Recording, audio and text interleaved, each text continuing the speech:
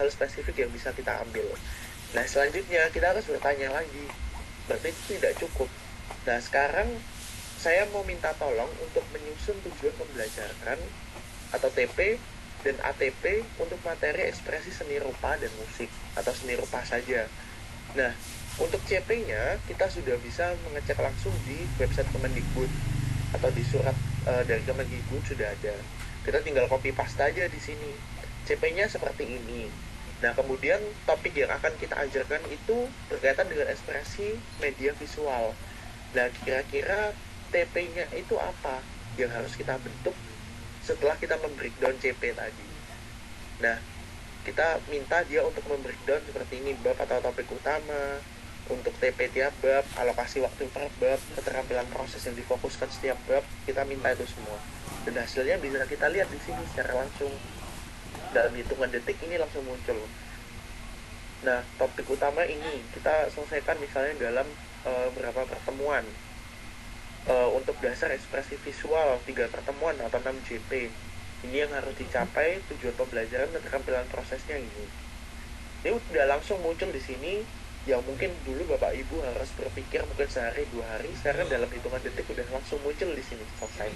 Mungkin hanya memerlukan penyesuaian kembali karena mungkin memang AI bukan yang serba tahu tentang kehidupan Bapak Ibu semuanya, apa yang dihadapi di kelas dan sebagainya.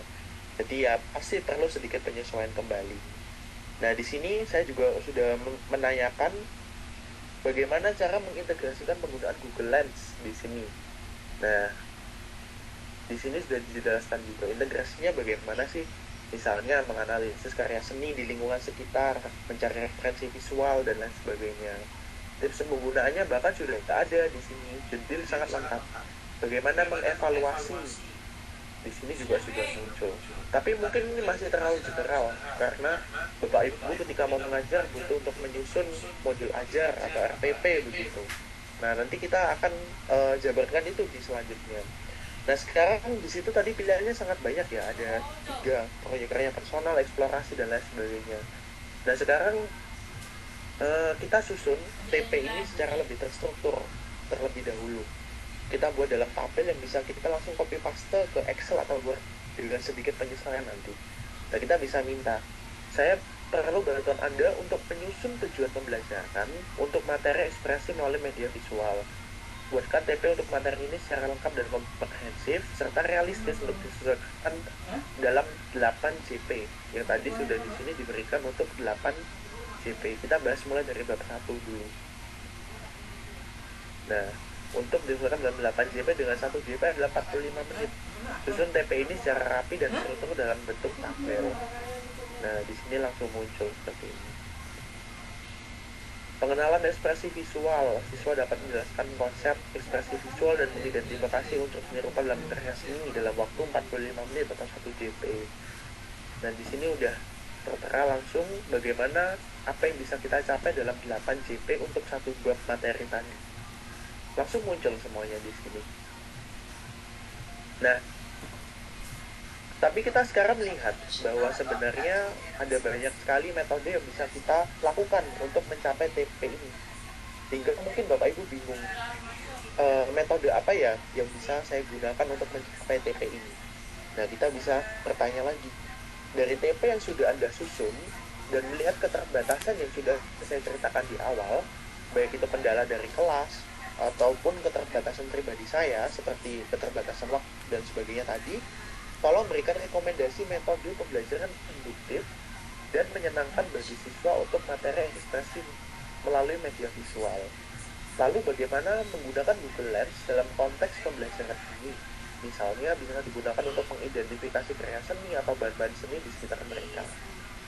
Nah, di sini langsung dimunculkan rekomendasi metode pembelajaran seperti apa yang bisa Bapak Ibu gunakan. Nah, misalnya metode pembelajaran berbasis proyek atau PBL. Deskripsinya seperti ini, kegiatannya seperti ini, keuntungannya seperti ini. Atau metode kedua, dan tidak memungkinkan kita melakukan diskusi kelas interaktif saja seperti ini. Kemudian eksplorasi visual seperti ini, dan lain sebagainya. Kemudian ada juga di breakdown lagi. cara menggunakan Google Lens dalam pembelajaran seperti identifikasi seni, mencari bahan seni, dan lain sebagainya. Di sini udah sangat lengkap sekali, ini hanya perlu disesuaikan dengan mata ajar yang Bapak Ibu ampuh. Nah, kemudian kita bertanya lagi. Tadi kita sudah diberikan 3 metode. Sekarang saya butuh satu aja metode yang benar-benar langsung bisa saya gunakan tanpa perlu mikir-mikir lagi deh. Nah, kita tanyakan, menurut Anda, dengan keterbatasan waktu persiapan saya dan harapan saya untuk membuat pembelajaran induktif yang menyenangkan dan meningkatkan partisipasi siswa, mana satu metode pembelajaran yang paling tepat untuk saya dalam materi ini? Nah, bagaimana saya memastikan bahwa penggunaan Google Lens itu benar-benar dapat meningkatkan pemahaman siswa terhadap materi seni? Mohon berikan contoh konkret tentang bagaimana siswa dapat menggunakan Google Lens selama pembelajaran. Ini jadi poin penting bagaimana kita ingin memasukkan Google Lens dalam pembelajaran. Mungkin banyak yang bingung bagaimana kita masukkan itu, tapi sekarang kita punya penyelamat kita, ChatGPT atau Perplexity, yang bisa membantu memberikan ide pada Bapak Ibu mengintegrasikan ini tadi. Nah, contohnya seperti ini. Nah, dengan keterbatasan yang Bapak Ibu miliki, pembelajaran yang paling tepat adalah pembelajaran berbasis proyek atau PBL. Sesuai yang udah kita bahas tadi di awal. Kenapa PBL itu paling signifikan, paling unggul, dan lain sebagainya. Ternyata bahkan Perplexity juga merekomendasikan pembelajaran seperti ini ketika melihat keterbatasan Bapak Ibu guru yang tadi sudah dihadapi. Nah, di sini ada deskripsinya. Sudah langsung ekspresi melalui media visual ke kelompok kecil, menciptakan karya seni, ekspresi diri atau lingkungan sekitar. Langkah-langkah implementasinya juga sudah ada. Bagaimana kita perlu mengenalkan tema terlebih dahulu, melakukan pengamatan oleh siswa, perencanaan proyek, pembuatan karya, presentasi karya, dan refleksi. Ini udah mencakup aspek deep learning yang sudah jadi salah satu ancer-ancer dari Mendikdasmen kita, Pak Abdul Muti, deep learning. Jadi ada joyful learning, di mana siswa itu bisa mengeksplorasi, senang dengan lingkungan sekitarnya. Ada meaningful learning, menerapkan bahwa seni budaya itu nggak cuma menghafal, oh lukisan ini, karya ini. Tidak seperti itu. Tapi juga melihat bahwa, oh ternyata di sekitar kita itu semuanya berkaitan dengan seni, yang istimewa, dan lain sebagainya. Kemudian adalah mindful, bagaimana merefleksikan apa yang sudah dipelajari. Nah, di sini juga mendukung aspek-aspek utama tadi seperti 5C, karena di sini ada rasa ingin tahu yang difasilitasi lewat pengamatan, kemudian critical thinking di pengamatan tadi, perencanaan itu ada mungkin communication, collaboration, dan banyak lagi aspek yang terintegrasi di sini. Nah, di sini juga dijelaskan bagaimana menggunakan Google Lens dalam pembelajaran. Di sini sudah ada penjelasan secara langsung mengidentifikasi karya seni. Misalnya siswa diajak untuk ke museum, lalu di museum cuma buka HP, buka Google seperti yang tadi sudah dicontohkan Bu Mursida, terus mengajak, oh ternyata ini lukisan ini loh, karyanya ini. Terus siswa itu didorong untuk mencari tahu lukisan ini sebenarnya dibuat tahun berapa sih, ditanyakan ke ChatGPT. Artinya apa? Ketika siswa itu menanyakan ke ChatGPT, ya artinya dia membutuhkan untuk belajar membaca literasi pelan-pelan, mencerna informasi. Kemudian guru juga harus bisa mengarahkan bagaimana siswa itu mendalami informasi dengan hati-hati.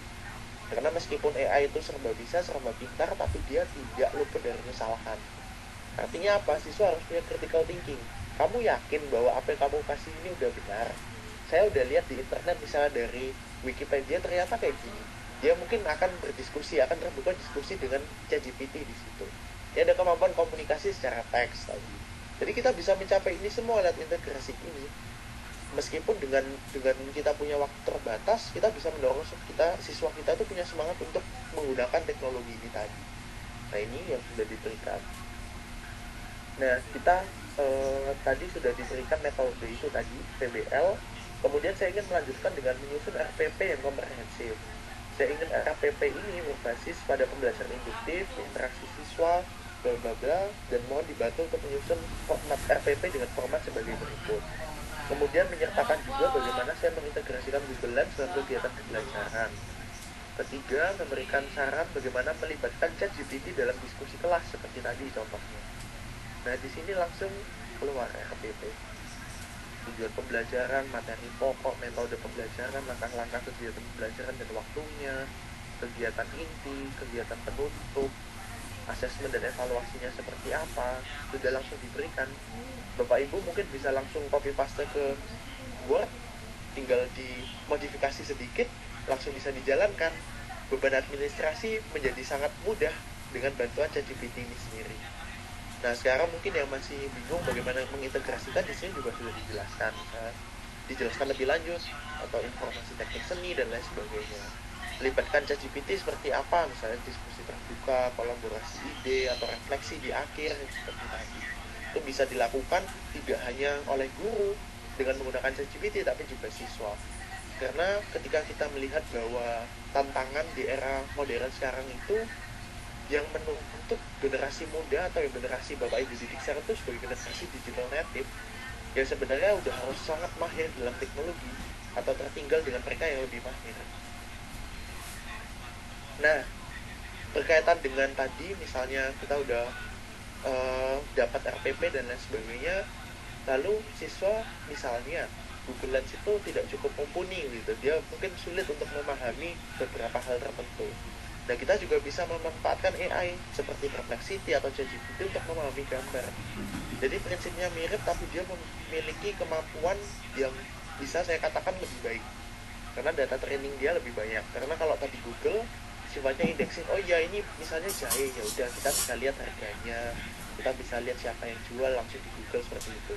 Tapi ketika kita ingin lebih jauh, tolong jelaskan dan identifikasi objek ini, misalnya ini jahe. Nanti kita bisa tanya ke AI seperti ini. Jadi misalnya bagaimana cara menanam jahe dengan benar, bagaimana kita bisa uh, menumbuhkan jahe ini supaya lebih subur dan lain sebagainya, dan itu kita bisa menggunakan ini. Ini contohnya, saya memberikan gambar wayang, kemudian saya hanya meminta seperti ini saja. Tolong jelaskan tentang objek pada foto ini. Nah, Perplexity bisa langsung menjelaskan ini adalah koleksi wayang kulit yang dipajang dengan indah, bla bla bla dan lain sebagainya. Mungkin juga ketika kita berbicara mata pelajaran bahasa Indonesia, mungkin guru bisa memberikan satu gambaran yang menarik, kemudian siswa disuruh untuk melakukan scan gambar ini dan meminta bantuan ChatGPT untuk membuat puisi yang menarik tentang itu, untuk mendeskripsikan dan lain sebagainya. Ini jelas akan membantu proses belajar mengajar itu berjalan secara inovatif dan efektif di situ. Nah, ini contohnya. Nah, mungkin slide ini saya juga udah sempat untuk membuat sedikit contoh RPP dengan bantuan ChatGPT langsung beserta asesmennya. Saya coba untuk share screen terlebih dulu.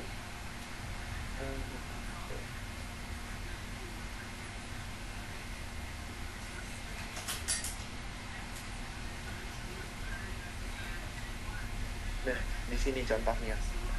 Kalau ini berkaitan dengan biologi fase F untuk kelas 11, misalnya seperti itu. Saya melakukan salin tempel capaian pembelajaran dari website Kemendikbud. Di sini bisa langsung dilihat. Jadi yang perlu kita capai dan lain sebagainya. Kerambilan prosesnya apa, di sini juga sudah ada. Dan ini saya juga melakukan proses seperti tadi yang saya contohkan di mata pelajaran seni rupa. Jadi berdiskusi secara langsung dengan ChatGPT. Hasil yang saya dapatkan, pertama saya bisa mendapatkan ATP. Di sini udah langsung ditampilkan alokasi waktu dan lain sebagainya. Kemudian kita harus membagi materi, kemudian TP-nya seperti apa, seperti ini. Langsung diperoleh ini hanya dengan menggunakan Perplexity tadi saya. Kemudian menentukan RPP, misalnya untuk materi, struktur, dan fungsi sel.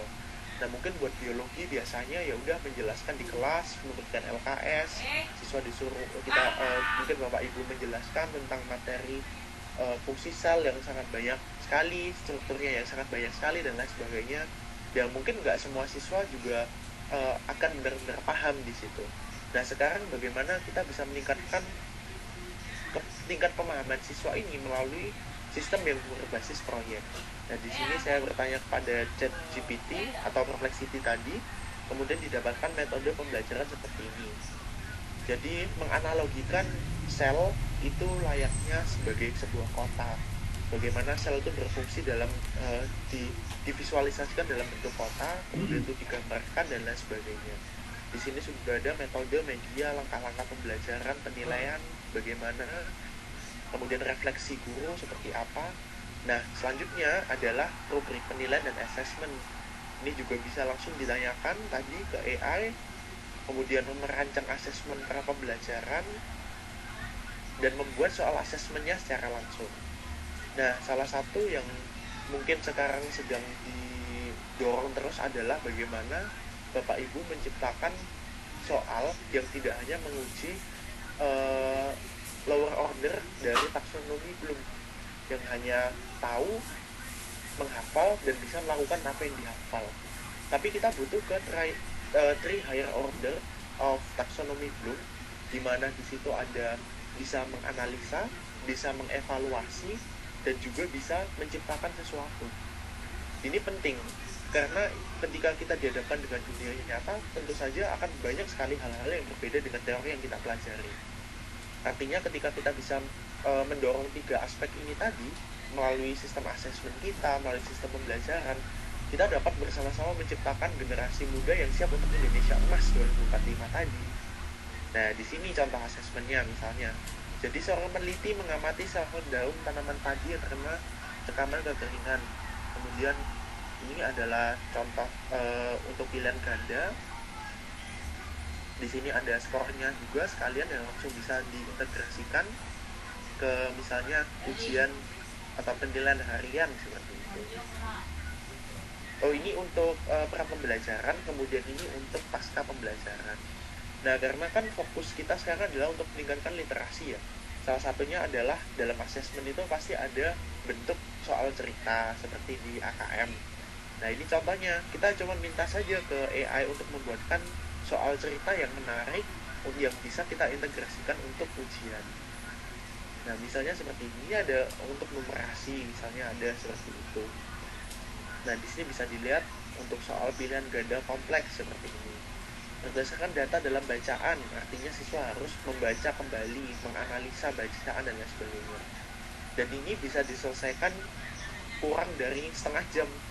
Sudah bisa selesai untuk membuat ini dan bisa langsung digunakan. Ini akan sangat-sangat memudahkan dan akan membantu Bapak Ibu untuk membentuk pembelajaran yang lebih menyenangkan, baik itu untuk Bapak Ibu sendiri, beban administrasi berkurang, juga untuk siswa, pembelajaran yang lebih menyenangkan tadi. Oke, sekian demonstrasi dari saya. Semoga Bapak Ibu bisa untuk melihat kembali. Mungkin nanti di kupu-kupu ada di YouTube ya, Miss Indra. Nanti bisa diulang kembali untuk webinar ini, seperti contoh formnya dan lain sebagainya. Dan nanti bisa langsung Bapak Ibu gunakan dan coba untuk mata ajar yang Bapak Ibu ambil. Sekian dari saya. Semoga bermanfaat dan tetap semangat Bapak Ibu. Terima kasih. Terima kasih banyak, Albert. Menarik sekali ini, pasti Bapak Ibu yang di rumah yang belum pernah mencoba metode seperti ini langsung tertarik nih, Albert. Wah, saya nggak bisa pusing-pusing nih, sudah dikasih template, tinggal copy paste ya kan, saya ditempel aja. Tapi kami ingatkan kembali, tentu saja yang diberikan oleh AI itu seringkali bersifat umum, bukan begitu Mas Albert ya. Jadi memang perlu disesuaikan dengan lingkungan dan kondisi kelas masing-masing, keadaan anak, kebutuhan anak. Ya, kami yakin Bapak Ibu pasti lebih paham bagaimana menyesuaikannya. Tentu sekali Mas Albert, ya nanti Bapak Ibu yang merasa terlalu cepat penjelasannya karena memang kami ada durasi waktu, mohon maaf, boleh ke YouTube Kupu-kupu yang sudah diberikan linknya oleh Kak Zi di chat Zoom. Silahkan mengakses linknya, nanti boleh diputar lagi, diperlambat, di stop, di screenshot, silahkan keperluan masing-masing. Semoga bermanfaat. Oke, baik. Bapak Ibu Sobat Kupu-kupu, tadi itu penjelasan dari Ibu Nusida dan Mas Albert. Lalu ada bagi-bagi ilmu yang banyak sekali. Kalau makanan tuh kita udah kenyang banget. Nah, jadi untuk berikutnya kita pasti penasaran dong, ada pertanyaan apa nih yang muncul? Atau ada kekhawatiran apa nih yang muncul dari keterlibatan AI dalam pembelajaran kita sebagai manusia yang biasanya ada manusia cerdas, manusia pintar, mungkin udah nggak ada lagi Mas Albert ya, karena sekarang semuanya udah dibantu AI gitu, gampang banget gitu kan, kita nggak usah repot-repot menghafal siapa menteri kita bahkan gitu kan. Kalau memang nggak ada kebutuhan tinggal ke Google, tinggal tanya oke Google, Siri gitu kan, dan mereka akan kasih jawabannya. Ada satu kekhawatiran nih Mas Albert dari Pak Sanif di Jakarta. Assalamualaikum, selamat sore Pak Sanif, apakah bersedia untuk diskusi langsung dengan Mas Albert? Apakah Pak Sanif masih bersama kita?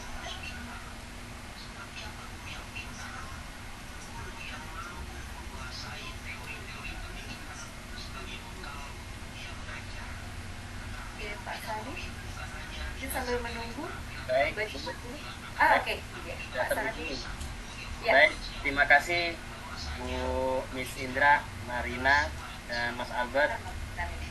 Bu Ibu Mursidati, saya udah follow IG-nya untuk melihat sekolahannya. Kalau Mas Albert saya belum follow, nanti insya Allah. Baik, izinkan saya untuk bertanya kepada Mas Albert terkait materinya, tadi menarik sekali ya. Ada problem semacam seperti ini Mas Albert. Jadi anak-anak itu, termasuk anak saya di rumah itu, kita ketika mengerjakan tugas dari sekolah, apalagi matematika itu selalu menggunakan tool ChatGPT untuk mengerjakan tugas dari gurunya. Tetapi kondisinya akan berbeda ketika anak-anak berada di kelas, Mas Albert. Nilai PR-nya bagus, tapi kemampuan aslinya berbeda. Nah, ini salah satunya mungkin karena penggunaan AI atau ChatGPT itunya. Nah, ini bagaimana nih menurut Mas Albert mensikapi permasalahan ini? Kemudian yang kedua Mas Albert, saya nyari beritanya kok nggak ketemu lagi ya. Tadi pagi itu saya sekilas baca berita, tapi saya cari lagi nggak ketemu. Salah satu inisiator AI, beliau mengundurkan diri dari Google karena kekhawatiran akan masa depan kehidupan manusia yang diakibatkan oleh AI. Cuman saya nyari beritanya belum ketemu lagi nih, mohon maaf ya. Nah, itu menurut Mas Albert bagaimana? Terima kasih. Dua saja mungkin, Miss Indra, makasih waktunya. Terima kasih Pak Sanif dari Jakarta. Mas Albert, mau langsung dijawab? Silakan. Terima kasih banyak Pak Sanif, pertanyaan sangat menarik.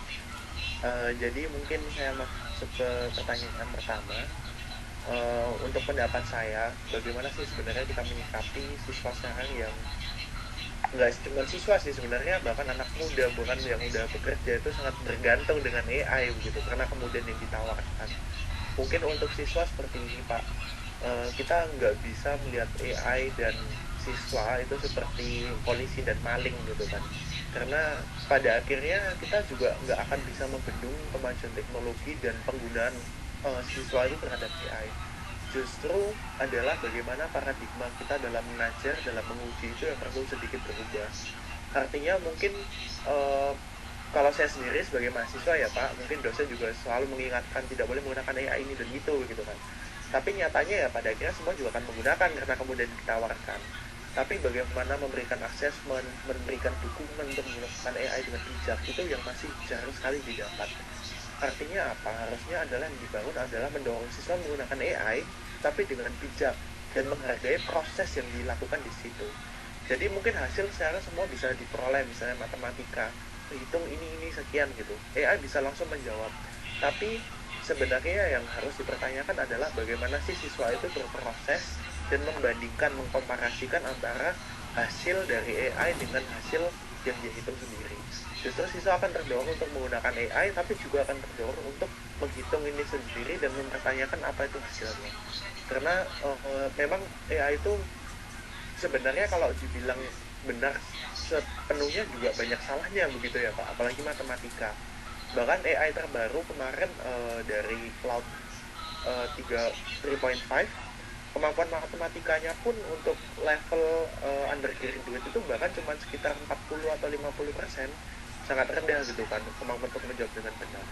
Artinya ketika mungkin siswa disadarkan bahwa sebenarnya AI itu banyak salah loh, silahkan kalian untuk menggunakan AI, tapi tolong komparasikan proses kalian untuk menanyakan jawaban ini kepada AI itu bagaimana sih, kemudian bagaimana kalian tuh mencoba itu sendiri prosesnya. Sebenarnya matematika yang soal cerita yang panjang sekali, di situ mungkin siswa didorong untuk memahami satu persatu, oh prosesnya seperti ini loh, seperti ini, itu akan lebih bermakna baik untuk kedua belah pihak begitu Pak. Karena ini memang menjadi salah satu diskursus utama yang sangat concern dengan akademik ya, khususnya AI kan di tingkat level universitas, bahkan dosen kemarin juga di jurnal bahkan ada yang tertangkap menggunakan AI dan di post ke jurnal. Ini cukup miris sebenarnya gitu Pak. Jadi memang ya dalam prosesnya kita akan memahami lebih jauh lah bagaimana kita bisa menyelesaikan masalah ini. Kemudian untuk yang kedua, iya Pak, saya juga baca untuk yang foundernya dari OpenAI yang mengundurkan diri karena kekhawatiran bagaimana AI ini akan berbahaya atau mungkin menggantikan manusia ke depannya seperti itu. Dan saya yakin bahwa concern ini nyata dan ancaman ini juga nyata begitu Pak. Tapi sebenarnya ancaman yang lebih nyata itu bukan dari teknologi yang menggantikan manusia, tapi justru manusia yang menggunakan teknologi mengancam manusia yang tidak menggunakan teknologi ini. Karena ketermudahan, kecepatan kita dalam bekerja dan sebagainya itu akan terdukung dengan AI ini semua. Jadi ya pada akhirnya mungkin di beberapa bidang, mungkin di industri, mungkin di manufaktur, akan banyak tenaga kerja yang mungkin bisa tergeser dengan AI. Tapi yang jelas bahwa sebenarnya ketika ada banyak sekali pekerjaan yang tergeser dengan AI, akan juga muncul pekerjaan-pekerjaan baru yang tidak bisa dikerjakan oleh AI, tapi membutuhkan kemampuan dan keahlian yang lebih tinggi. Oleh karena itu ini menjadi tugas pendidikan lagi. Bagaimana kita mengembangkan siswa itu bukan cuma yang tercetak seperti printer bahwa keluar ini ya udah sampai mungkin 10-20 tahun seperti ini, tapi justru siswa yang bisa berevolusi sendiri mengikuti dengan zaman. Dan ini adalah dengan membangun keterampilan hidup, soft skill tadi yang harus dibangun untuk kita bersaing dengan AI atau teknologi. Karena ya perkembangan teknologi pada akhirnya nggak akan bisa kita tolak, nggak akan bisa kita hentikan, dan nggak akan bisa kita perlambat. Semuanya akan bergerak dengan sangat, tinggal bagaimana kita sebagai manusia atau menyesuaikan ke situ. Itu kalau menurut saya Pak. Baik, terima kasih. Terima kasih. Pak Albert. Oke, terima kasih Pak Sanif. Mungkin sedikit menambahkan juga ya Pak Sanif, Mas Albert, untuk guru mungkin bisa memberikan pertanyaan yang seperti tadi Mas Albert jelaskan, 3 kemampuan berpikir yang tertinggi itu. Jadi AI itu sejauh ini kan menyediakan informasi, lebih banyak menyediakan informasi.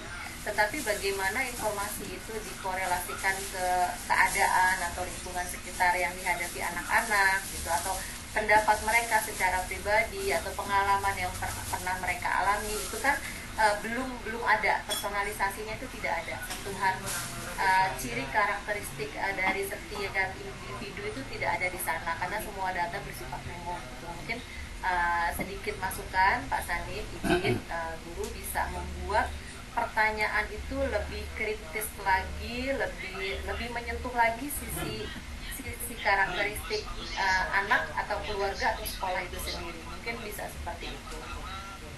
Mungkin seperti itu Pak Sanif. Baik, Bu Marina, terima kasih. Baik. Terima kasih Pak Sanif. Semangat terus ya Pak dalam mengajar. Terima kasih pertanyaannya. Menarik sekali. Ini memang nggak habis-habis kalau mau dibahas sampai maghrib juga ya Albert ya. Oke, mungkin kami beralih ke Ibu Mursidati dulu sebentar ya Mas Albert ya, karena ada pertanyaan ini menarik sekali nih, dari Ibu Sisilia di Jawa Timur. Kami dapat ini dari form pertanyaan. Pertanyaannya seperti ini Ibu Mursidati. Saya mencoba mempraktikkan kepada siswa dengan observasi di sekitar taman sekolah. Identifikasi beberapa tanaman yang ada di taman sekolah. Tetapi pada saat menggunakan Google Lens, terkadang hasil yang diperoleh untuk mengidentifikasi satu tanaman bisa berbeda-beda, tergantung dari sudut memotretnya. Bagaimana solusinya agar kita dapat memperoleh jawaban yang benar dari aplikasi Google Lens tersebut? Izin Bu Musida, mungkin ada pengalaman terkait ini, Bu? Monggo.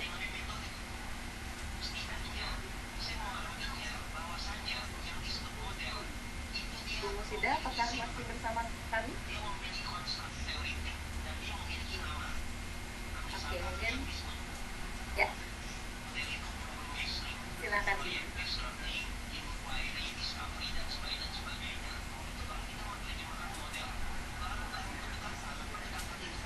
Masih mute ini mikrofonnya? Sudah. Miss Indra, mohon izin saya ganti laptop dulu ya. Laptop saya ini baterainya habis, di sini listrik lagi mati. Siap Ibu Mursida. Terima Itu ya, kasih. bentar ya. Baik. Dan sambil menunggu dari sisi Albert, mungkin ada masukan terkait ini?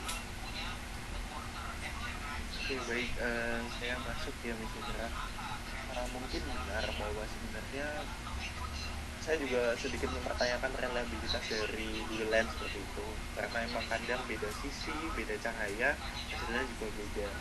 Tapi mungkin itu bisa jadi gambaran secara umum untuk dicari lebih lanjut. Setidaknya mungkin kita dapat 3 opsi, kita cari langsung di internet seperti itu. Kita bisa langsung kita diskusikan dengan ChatGPT, mana yang benar ini, contohnya seperti ini. Jadi memang tidak ada teknologi yang sepenuhnya 100% reliable gitu ya, Miss. Jadi ya pada akhirnya kita harus memanfaatkan berbagai macam teknologi itu untuk satu tujuan tadi. Oke, jadi kalau misalnya nih Albert, ada situasi seperti itu, baiknya guru itu menyikapinya seperti apa kalau menurut Albert? Oke, mungkin kalau memang hasilnya sangat tidak reliable, mungkin yang sangat berbeda-beda jauh begitu ya Miss, mungkin kita bisa langsung menanyakan itu, memasukkan foto itu ke misalnya tadi AI yang lain, ChatGPT atau Perplexity yang sudah saya tunjukkan tadi. Karena memang kalau menurut saya pribadi, penggunaan AI di sini untuk mendeteksi gambar itu bisa dikatakan sedikit lebih baik dibandingkan Google Lens seperti itu. Tapi memang kepraktisannya rendah dan sangat terbatas, karena mungkin untuk pengguna yang tidak berbayar untuk mengupload foto tadi seperti yang sudah saya lakukan mengenai wayang hanya terbatas 2 kali dalam 3 jam seperti itu. Jadi ya mungkin kalau memang di satu kondisi yang tidak memungkinkan seperti tadi ya kita beralih menggunakan AI. Oke, berarti bisa digunakan beberapa alternatif pilihan AI yang mungkin akurasinya itu bisa dikatakan lebih baik. Itu ya Albert ya. Itu selain ChatGPT, apakah ada lagi Albert? Di Perplexity kalau Perplexity juga bisa gitu. Gemini. Sorry? Kalau Gemini juga sepertinya sudah mulai bisa ya sekarang itu. Oke, Gemini ya. Jadi Bapak Ibu mungkin bisa menggunakan lebih dari satu AI untuk mengakurasi hasil dari penemuan siswa atau kegiatan. Bisa menggunakan Gemini, bisa menggunakan ChatGPT, betul, bisa juga menggunakan buku pendamping atau bisa juga menggunakan Perplexity. Tentunya di luar AI yang paling valid adalah ahli tanaman.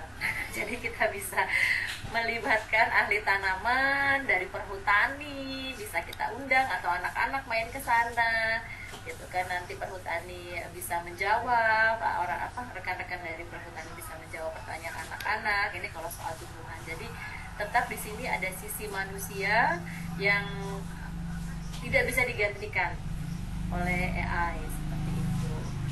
Ibu Mursidati, apakah masih berproses? Sudah siap?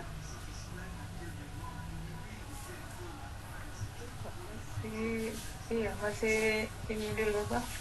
Baik. Nyambung koneksi internet saya dulu Pak. Ini kayaknya hujan ya Bu ya di sana. Di sini saya di SD juga hujan. Di sini listriknya padam, jadi nggak bisa sambil Oke, baik. Terima kasih Ibu Mursidati untuk mengupayakan ini. Oke. Sambil menunggu ya Bu, izin ini ada beberapa pertanyaan lagi nih Mas Albert dari Ford. Bagaimana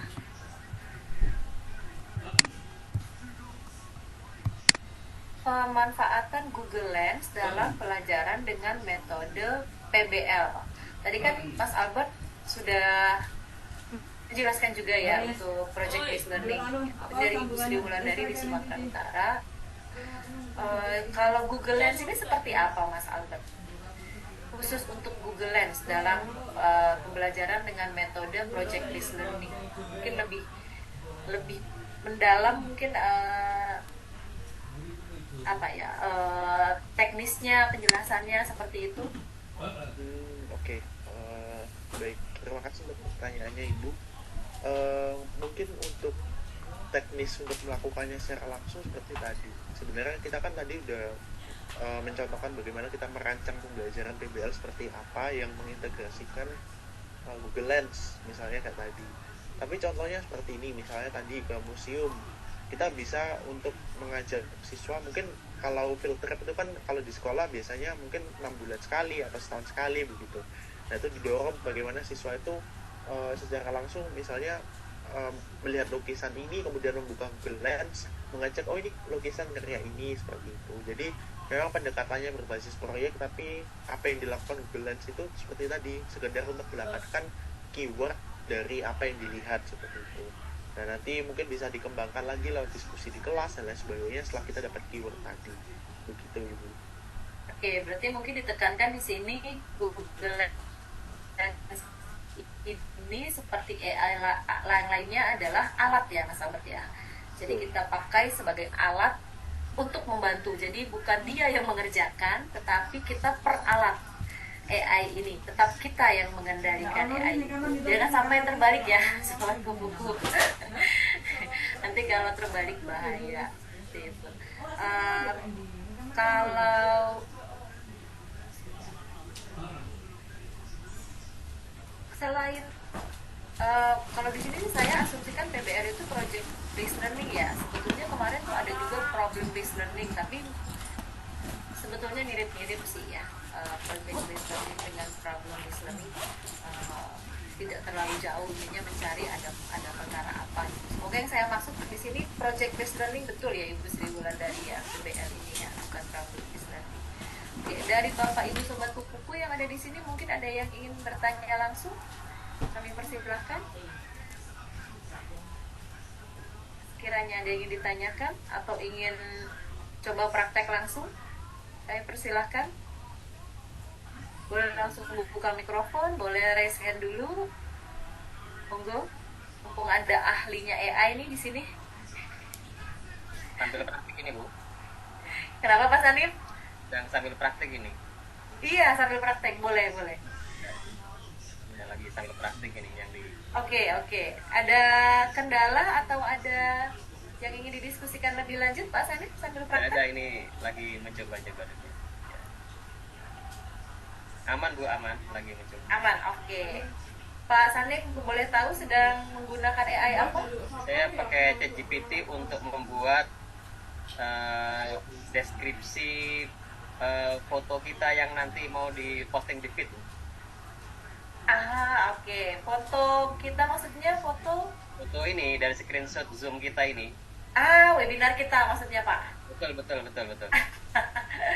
Oke. Atau Pak Sanif mau coba sambil menunggu untuk berbagi layar dengan kami? Silakan Pak, sudah saya jadikan co-host. Oh gitu, sebentar ya. Ya, terima kasih Pak Sanif.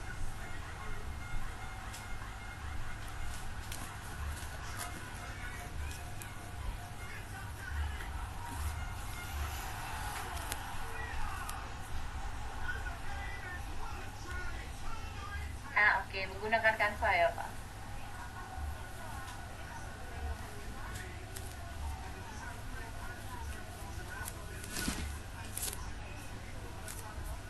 Oke, boleh izin sambil dijelaskan Pak, ini sedang berproses dengan apa, outputnya seperti apa nanti, silakan Pak Sanif.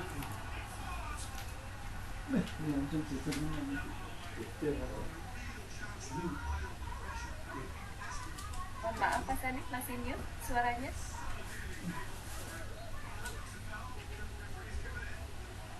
Oh, suara saya masih mute ya ternyata ya? Iya, nah ini baru keluar ya. Baik, mohon maaf. Tidak apa-apa Pak Sanif, terima kasih. Jadi saya tadi untuk membuat narasi di foto yang kita screenshot dari webinar ini. Nah, ini saya cari di sini jelaskan secara singkat tentang manfaat Google Lens. Nah, kemudian setelah dapat saya manfaatkan untuk membuat keterangan foto pada Canva. Sebentar. Nah, saya share screen lagi. Baik Pak, silakan. Oke. Nah, ini sudah ada di sini. Kelihatan ya, Bu? Sudah terlihat Pak, terima kasih. Jadi nanti ini siap untuk diposting di feed ya. Nanti siap diposting di feed ya. Keren Jadi, Pak. sambil mempraktikkan ini yang disampaikan Mas Rafael tadi. Oke, berarti langsung praktek ya Pak ya. Sambil jalan sambil praktik. Oke, terima kasih Pak. Semoga ilmunya bermanfaat. Sejauh ini untuk AI sendiri, Pak Sanif lebih banyak menggunakan untuk pembelajaran apa atau seperti apa Pak Sanif? Ya, sementara ini masih menggunakannya masih tipis-tipis gitu.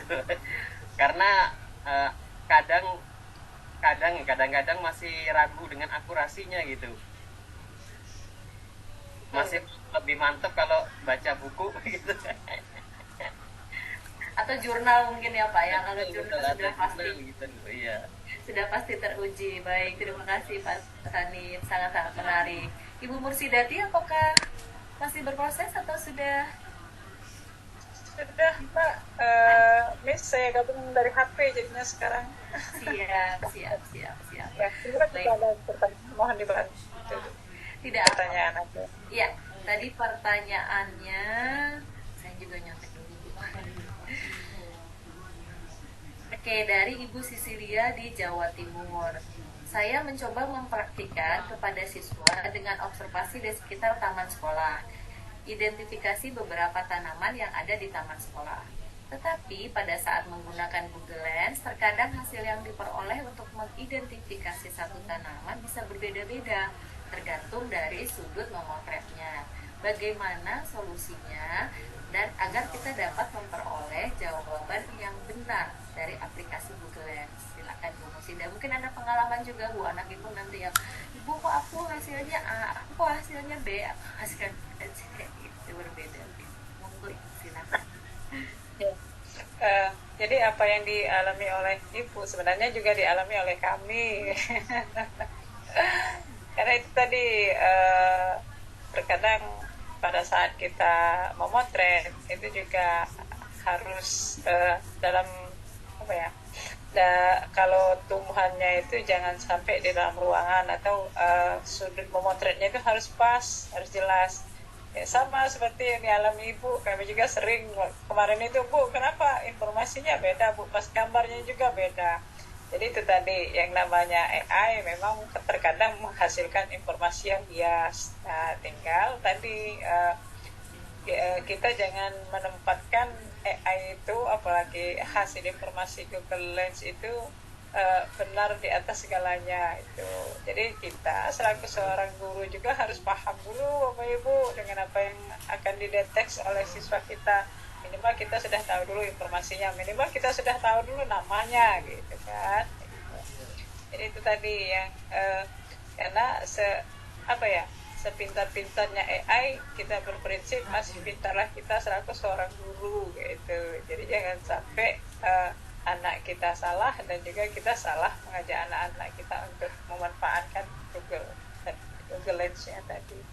Jadi itu yang pastinya kemarin juga pada saat kami mengalami itu, saya minta siswa saya itu untuk memotonya sekali lagi. Jadi dipaskan sudut saat kita memotonya itu Bapak Ibu, sehingga informasinya yang dihasilkan pada saat berikutnya itu memang informasi yang tepat untuk tumbuhan yang dipotret. Itu yang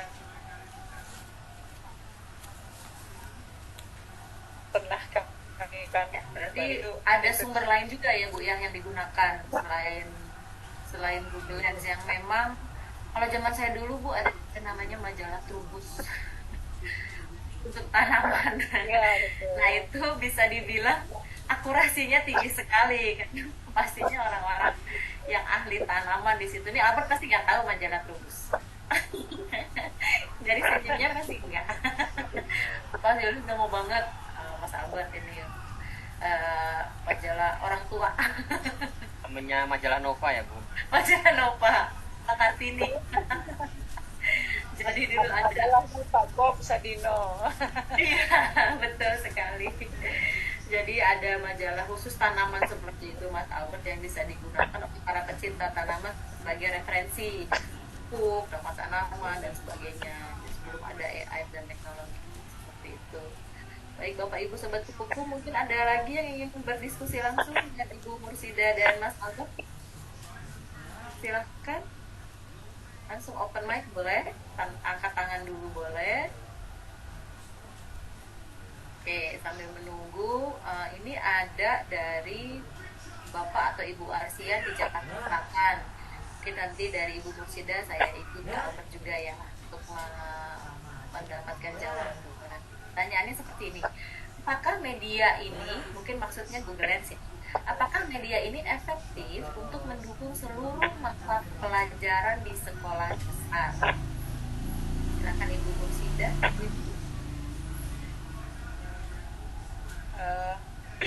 Baik, pemanfaatan Google Lens itu Ibu sebenarnya kembali lagi kepada kita selaku seorang guru, bagaimana kita memanfaatkannya sehingga kita bisa menilai apakah itu efektif atau tidak efektif. Bagi saya mungkin selaku kepala sekolah untuk pembelajaran IPAS di kelas 6 yang sudah kami lakukan, itu kami dapatkan dampaknya untuk peningkatan literasi dan numerasi, juga kesenangan siswa dalam belajar. Bagi kami itu efektif. Tapi mungkin jika dilaksanakan di sekolah lain yang kondisinya beda dengan sekolah kami, mungkin dengan kelas yang siswanya banyak ya, dan karakter siswanya yang berbeda dengan karakter di sekolah kami, ya mungkin itu nantinya akan hasilnya tidak efektif ya. Jadi kembali lagi ke kita selaku seorang guru untuk bagaimana memanfaatkan itu dengan siswa-siswa kita ya. Itu Mbak Ya. Apakah pernah merasa tidak efektif Bu dengan menggunakan Google Lens ini? Ada pengalaman di mana Ibu Mursida atau rekan-rekan guru lain di sekolah Ibu merasa ini kurang efektif ya? Gitu. Kalau memang ada, di momen seperti apa itu? ya.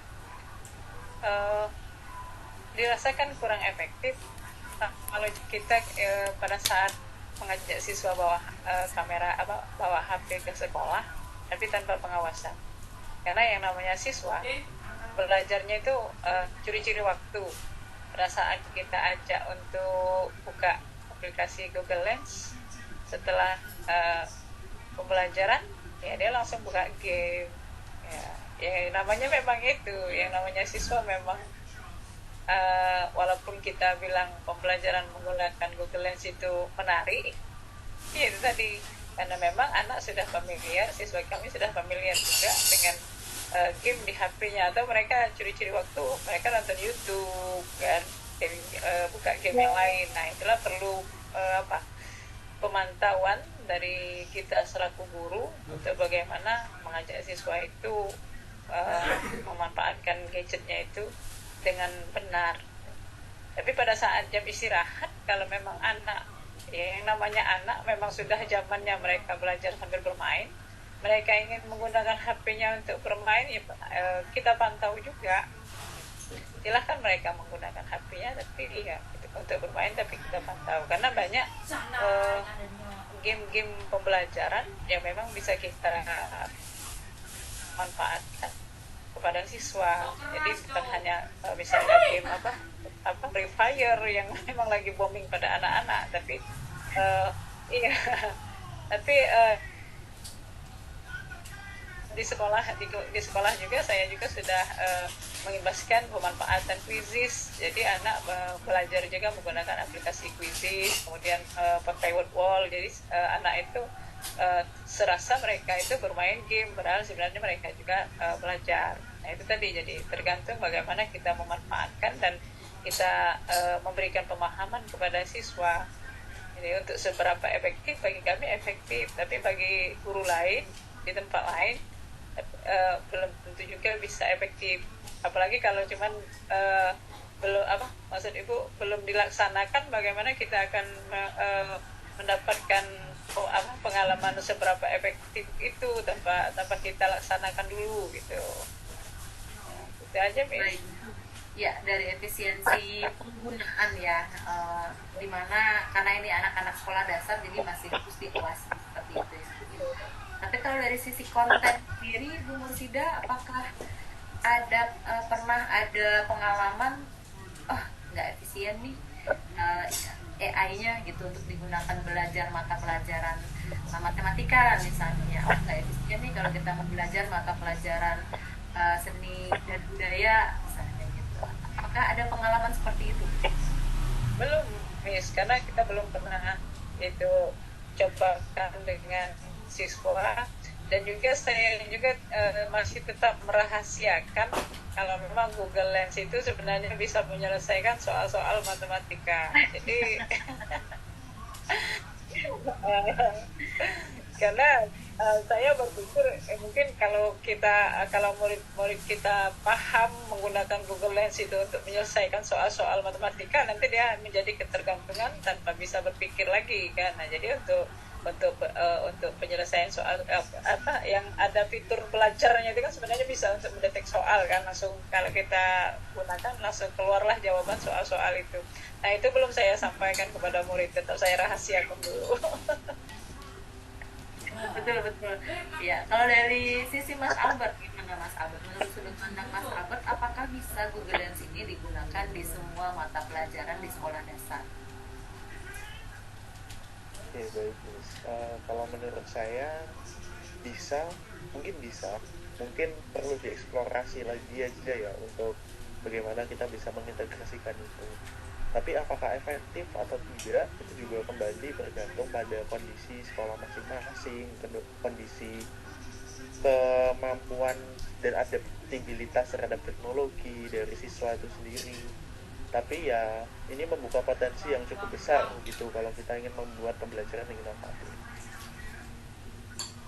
Baik, betul sekali. Seperti tadi juga Mas Albert cerita tentang matematika ya Mas Albert ya, tidak semua jawaban AI itu betul ya. Betul. Jadi kita memang masih perlu berproses untuk menjelaskan, menjabarkan seperti itu. Saya juga punya pengalaman pribadi di mana rekan saya yang mengajar di sekolah interkultural ya, katanya sekarang kan nggak boleh bilang internasional ya, di sekolah interkultural itu dengan soal-soal matematika yang luar biasa sulit karena ada tambahan untuk anak-anak yang memang khusus punya kemampuan lebih di matematika. Nah, teman saya coba pakai ChatGPT dan jawabannya salah. Jadi tidak bisa digunakan sebagai alat bantu untuk menjelaskan ke siswa gitu. Ada momen teman saya ini mentok untuk menjelaskan bagaimana proses penjabarannya, dan ketika masuk ke AI gitu kan, waktu itu ChatGPT yang dipakai itu jawabannya salah, tidak sampai kepada kunci jawaban. Jadi hanya ada kunci jawabannya X1 misalnya gitu. Tapi ketika kita masukkan soalnya, minta ChatGPT menyelesaikan, jawabannya jadi X1 tambah 2 kali 3 gitu. Jadi entah bagaimana proses berpikirnya ChatGPT yang luar biasa itu beda, jadi jawabannya tidak bisa diandalkan juga gitu. Jadi memang sekali lagi mungkin kita tekankan di sini alat bantu kita. Kita peralat AI ini, jangan sampai kita percaya total, kita iakan selalu, lalu kita juga bingung nanti bagaimana. Kalau di pendidikan tinggi itu ada yang namanya Turnitin. Turnitin ini adalah sebuah aplikasi untuk mengecek keaslian. Dari sisi plagiarisme, terutama tulisan itu, berapa persentasi kemiripan yang kita kumpulkan ini, file yang kita kumpulkan gitu kan, dengan data yang mereka punya. Jadi kalau di satu universitas misalnya dosennya atau gurunya mengharuskan turn it in-nya ini 20% maksimal. Nah, kalau si siswa atau si mahasiswa ini mengumpulkan file yang punya turn it in 21%, itu gagal. Berarti plagiarismenya tinggi. Jadi itu mungkin salah satu yang bisa dilakukan untuk memantau ya sisi plagiarisme, walaupun itu juga tidak jadi jaminan karena bisa diparafrase lagi kalimatnya jadi tidak mirip seperti itu. Oke, baik. Bapak Ibu Sobat Kupu tidak terasa kita sudah sampai nih di penghujung webinar kita. Topiknya menarik sekali hari ini, sepertinya tidak habis, tidak cukup waktunya, tidak habis topiknya kalau kita hanya membahas AI terus. Mungkin ada nanti di kesempatan berikutnya kita baca-baca dari video Sobat Kupu seperti apa, tidak menutup kemungkinan ada pembahasan AI. Sebelum kita tutup sesi hari ini, izin dari Ibu Mursidati dan dari Mas Albert, ada closing statement yang bisa disampaikan kepada Bapak Ibu Sobat Kupu. Silakan Ibu Mursidati. Terima kasih Miss, Bapak Ibu. Hal untuk berdampak sekecil apapun itu, yang pastinya apa yang sudah kita kerjakan membawa manfaat baik itu bagi diri kita sendiri, bagi anak-anak di sekolah kita maupun bagi dunia pendidikan. Terus bergerak untuk berdampak. Terima kasih Miss. Terima kasih Ibu Mursidati. Mas Albert. Baik, Bapak Ibu tetap semangat untuk terus mengajar, untuk memberikan pengajaran yang inovatif, karena Bapak Ibu semua adalah tonggak utama dari perkembangan Indonesia. Jadi Bapak Ibu adalah kunci bagaimana kita bisa menjadi Indonesia Emas 2045, sehingga kita harus terus semangat untuk belajar menggunakan teknologi yang meskipun teknologi sekarang mungkin belum sempurna, tapi yang pasti gunakan teknologi itu sebagai alat, jangan kita yang diperalat oleh teknologi. Terima kasih. Terima kasih Mas Albert. Terima kasih Ibu Mursidati untuk ilmunya. Mohon maaf jika dari kami masih banyak kekurangan. Semangat terus, Bapak Ibu Sobat Kupu juga semangat terus. AI ini bukan berarti ancaman. Jadi kita mau bikin generasi emas ya, Mas Albert, bukan generasi cemas ya. Jadi AI ini adalah alat untuk mempermudah kita. Itu adalah sebagai guru, sebagai pendidik, dan kita bagaimana mudahnya kita bisa menyusun rencana pembelajaran, kegiatan, ide-ide, ya, tapi masih perlu semacam ini. Jadi semoga kita semua sehat-sehat selalu, lancar-lancar, sampai bertemu di sesi webinar berikutnya. Bapak Ibu Sobat Kupu yang sudah selalu aktif, terima kasih banyak untuk supportnya, terima kasih banyak untuk semangatnya yang selalu ingin belajar. Dan kita sudah sampai di penghujung sesi talk show hari ini. Semoga membawa banyak bagi sobat semua, dan juga menjawab pertanyaan-pertanyaan atau kegelisahan yang pastinya nanti walaupun terjawab akan ada pertanyaan dari kegelisahan berikutnya. Mari kita